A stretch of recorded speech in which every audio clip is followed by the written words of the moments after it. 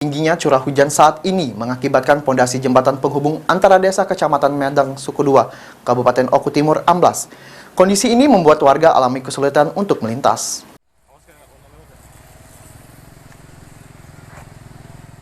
Amblasnya pondasi jembatan di Madang Suku II membuat bagian atas jembatan menggantung dan dikhawatirkan bakal jatuh dan membuat jembatan terputus.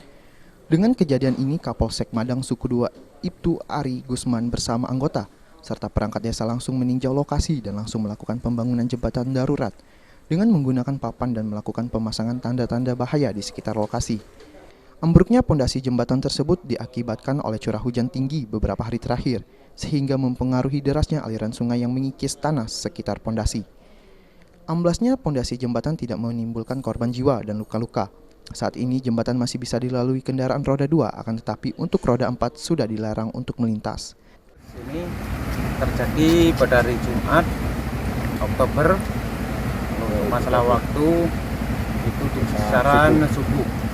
Jadi sebelum itu di bulan 1, bulan 1 pertengahan itu terjadi yang ambles di sebelah barat. Di bulan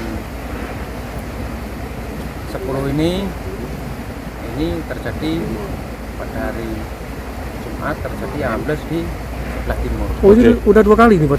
Ya. Nah, Pak, untuk yang di sini kan pertama hari Jumat Pak ya, yang ambles besar itu Pak ya. Nah, selanjutnya itu Senin baru ketahuan lagi sampai bolong ini Pak ya. Ya. Oke. Nah, untuk tindakan kita sendiri gimana Pak dari pihak desa nih Pak? Mengetahui jembatan ini ambles ini Pak? Mengetahui dari ambles ini juga dari pihak desa juga melaporkan ke pihak kabupaten, kecamatan, juga ke polsek, juga pihak-pihak terkait. Dan kemarin juga disurvei dari pihak BPBD masuk ke sini dari Dinas PU. Lalu untuk siang ini perencanaan tim survei dari provinsi.